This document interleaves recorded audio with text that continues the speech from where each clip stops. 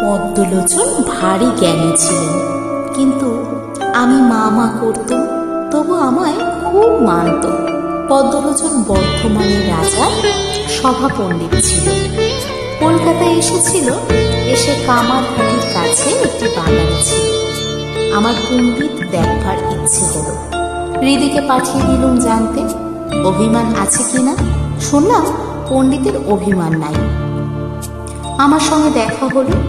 এত জ্ঞানী আর পণ্ডিত, তবু আমার মুখে রামপ্রসাদের গান শুনে কান্না। কথা কয়ে এমন সুখ কোথাও পাই নাই।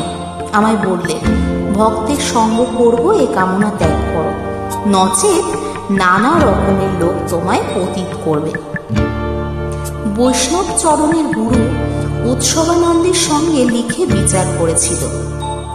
আমায় আবার বললে, আপনি একটু শুনুন। একটা সভায় বিচার হয়েছিল, শিব বড় না ব্রহ্মা। শেষে ব্রাহ্মণ পণ্ডিতেরা পদ্মলোচনকে জিজ্ঞাসা করল।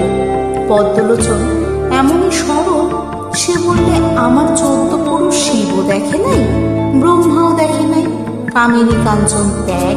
শুনে আমায় একদিন বললে, ওসব ত্যাগ করেছ কেন? এটা টাকা, এটা মাটি, এ বেদ বুদ্ধি, ভেদ বুদ্ধি তো অজ্ঞান থেকে হয়। আমি কি বলবো? বললাম, কে জানে বাপু, আমার টাকা করি ওসব ভালো লাগে না।